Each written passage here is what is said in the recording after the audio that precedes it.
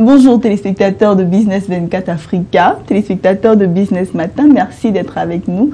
Je suis, comme je vous le disais, sur ce plateau avec Monsieur Lodamas. Monsieur Lodamas qui est journaliste à PME Magazine. Il est aussi spécialiste des marchés financiers. Et avec lui, nous allons parler de ce thème, les enjeux de la privatisation des banques publiques.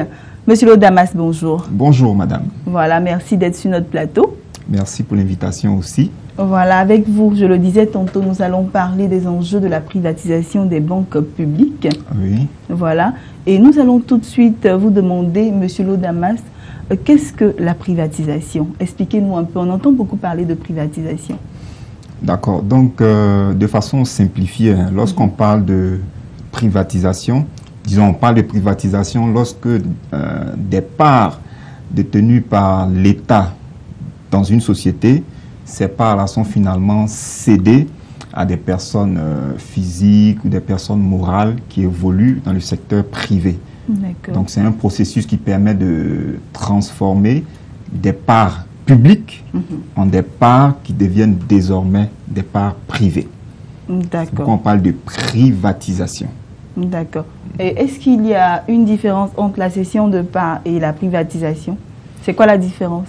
En fait, la privatisation est une forme de cession de parts. D'accord. On parle de cession de parts lorsque, disons, un actionnaire, par exemple, a ses actions et finalement, il cède ses actions à quelqu'un d'autre, à un autre investisseur.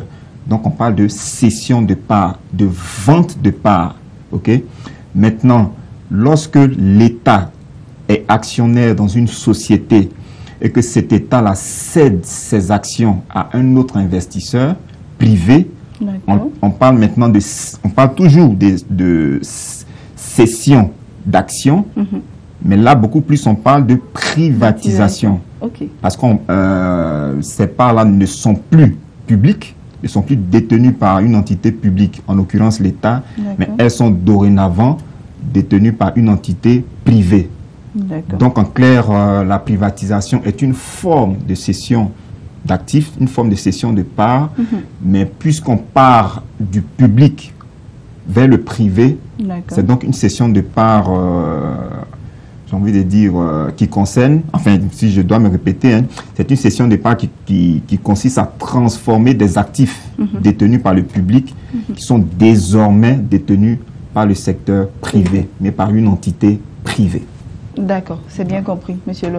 Nous allons entrer maintenant dans le vif du sujet. Nous allons parler des enjeux de la privatisation des banques publiques. Et quels sont les avantages ou bien les opportunités, on va dire ça comme ça, les opportunités de la privatisation? D'accord. Quand on parle de privatisation des banques publiques, il y a plusieurs opportunités qu'on peut relever. La première opportunité, c'est que lorsque l'État décide de privatiser une banque publique, cette opération-là sera pour l'État une occasion d'avoir des ressources financières. C'est ça. C'est-à-dire l'État avait des actifs, l'État avait des actions, l'État cède ses actions à un opérateur privé et en retour, l'État encaisse de la liquidité.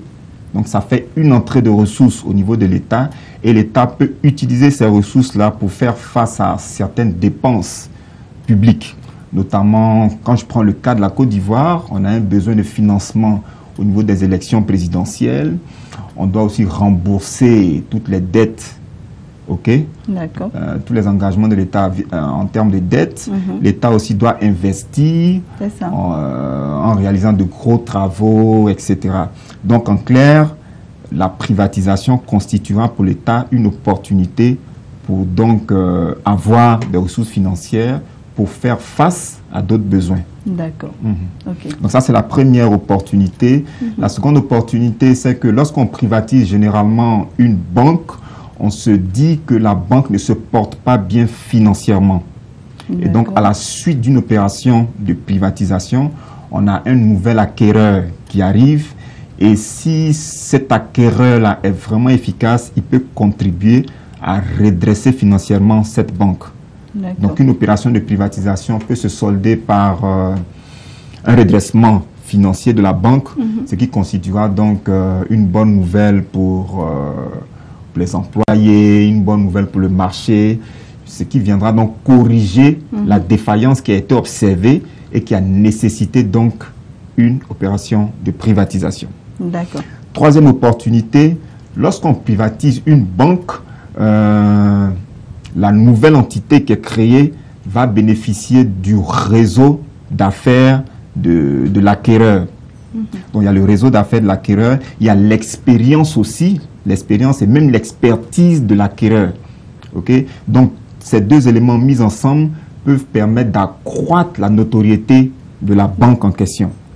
D'accord?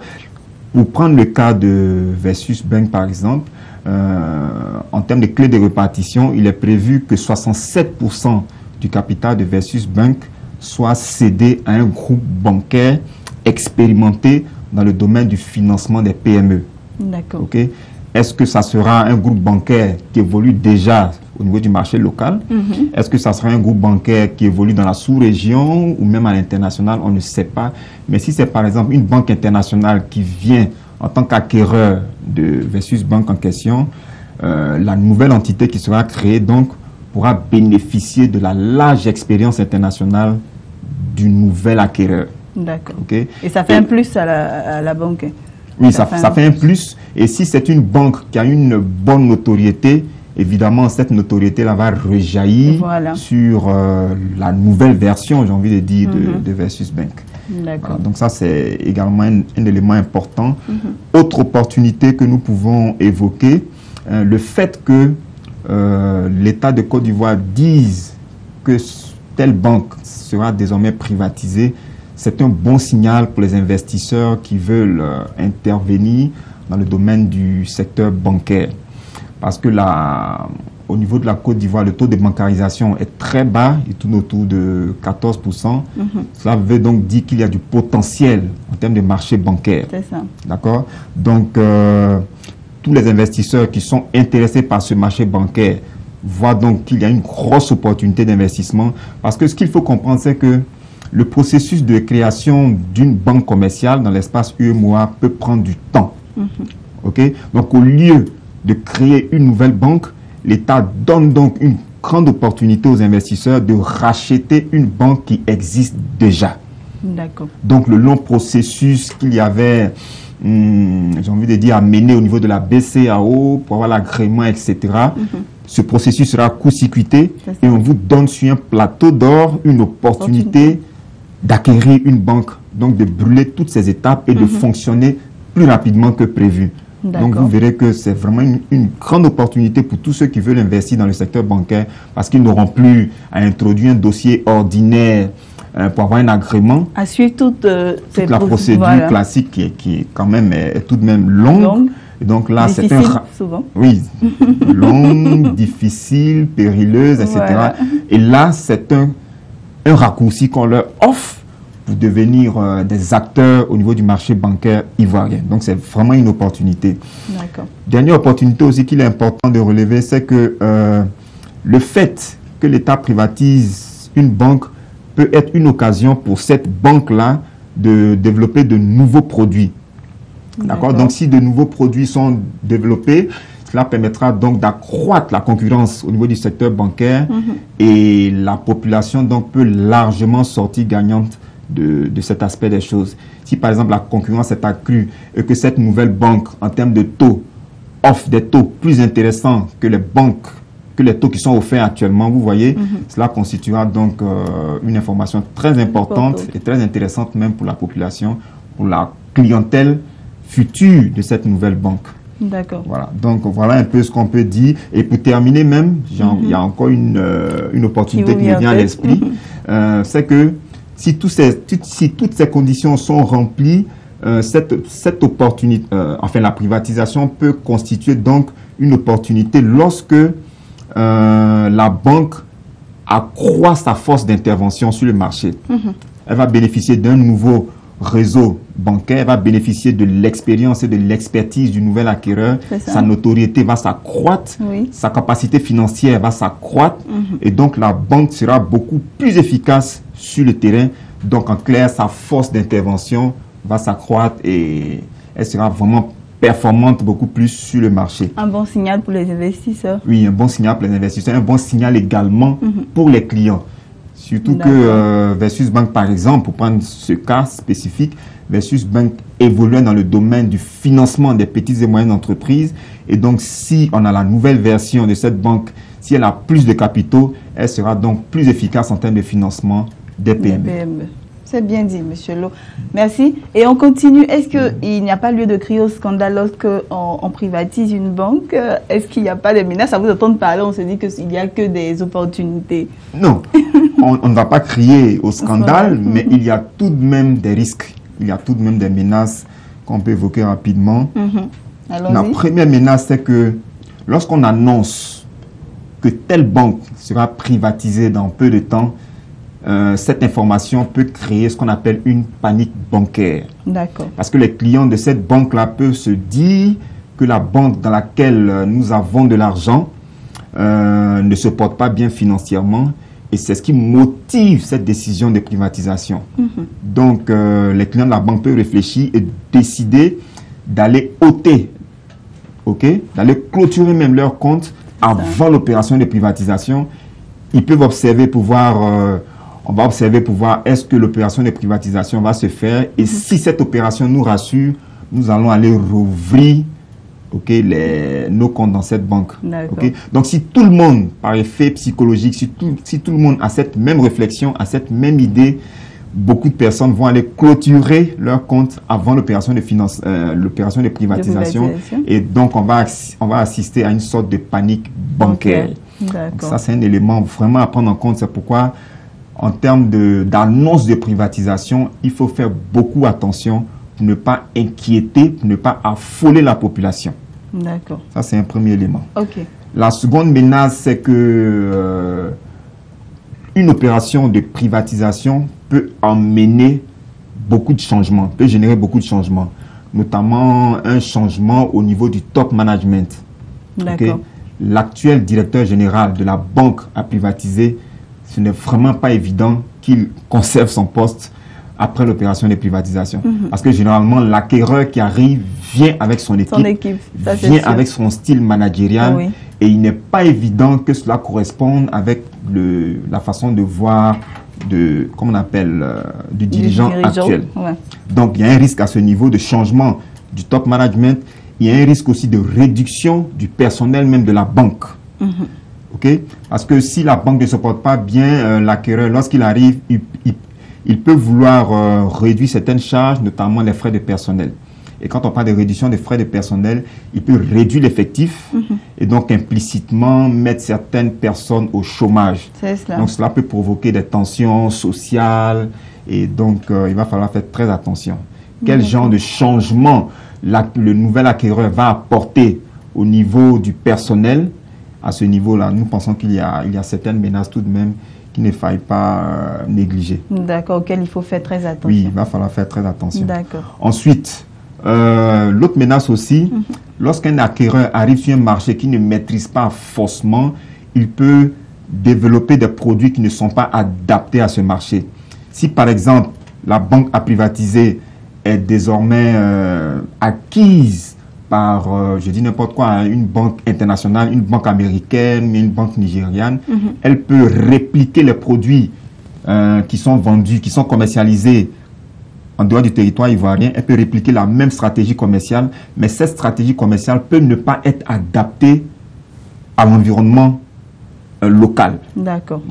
Donc, si vous développez des produits qui n'intéressent pas les Ivoiriens, vous voyez un peu, c'est vrai que ça fait partie de vos produits que vous développez ailleurs, mais les Ivoiriens peuvent ne pas être friands de ces produits-là forcément. Donc, il y a un risque d'inadaptation de la politique commerciale de cette nouvelle banque. Donc, il va falloir faire très attention à la stratégie commerciale qui sera déployée sur le marché. Ensuite, en termes de perte de contrôle de l'État, ça aussi, c'est un élément important qu'il faut soulever. Auparavant, l'État était actionnaire dans la banque. L'État avait la possibilité d'influencer, par exemple, la politique de financement des PME. Mais là, l'État est en train de céder ses parts. L'État ne peut plus donc influencer les décisions. L'État ne peut plus contrôler la banque. L'État n'a plus sa main mise sur la banque. Voilà, l'État n'a plus sa main mise. L'État donc perd le contrôle de la banque. Tout à fait. Maintenant, le nouvel acquéreur qui arrive, est-ce qu'il va entrer forcément dans la vision de l'État? Est-ce que financer les PME sera sa priorité? Vous comprenez? Voilà. Donc, si ce nouvel acquéreur arrive, qui ne voit pas les choses de la même façon que l'État n'aura plus de manette, ok, pour, j'ai envie de dire, pour modifier les décisions. D'accord. Ok. Donc, en clair, lorsqu'on procède à une opération de privatisation, on assiste donc à une perte de contrôle, à une perte d'influence sur les décisions qui seront prises donc par cette nouvelle banque. Mais il y a tout de même, Monsieur Lo, des balises, non? Oui, des balises peuvent être mises au moment du bouclage de l'opération de privatisation. Mais là encore, il va falloir que les balises prennent en compte un certain nombre de choses, mais surtout que ces balises-là aussi soient acceptées par l'acquéreur qui est en face. Donc, ça sera juste un jeu de négociation. L'État va défendre ses intérêts, l'investisseur également va défendre ses intérêts, et puis finalement, ils vont s'accorder sur quelque chose pour rendre effective donc l'opération de privatisation. D'accord. Ok. Voilà. Donc, en gros, voilà certaines menaces qui planent à l'horizon, et il va donc falloir faire très attention. La privatisation des banques publiques a ses avantages, mais elle a également ses inconvénients. D'accord. Et vous avez des conseils ou des recommandations, Monsieur Lo? En termes de recommandations, vous avez parlé de balises tout à l'heure. Donc, il va falloir que l'État de Côte d'Ivoire prenne certaines balises, parce que la méthode qui a été retenue, ça sera un appel d'offres qui sera lancé. Et plusieurs investisseurs donc, vont faire des propositions. Donc, il y a des balises qui doivent être mises, à mon sens. Il va falloir tenir compte du volet social. C'est-à-dire, on peut par exemple fixer, on peut dire par exemple, vous prenez la banque, mais il va falloir conserver au moins 90% du personnel actuel. D'accord. Ça, c'est certaines balises, par exemple, qu'on peut mettre pour préserver les emplois du personnel actuel. Donc, il y a ce côté-là à prendre en compte.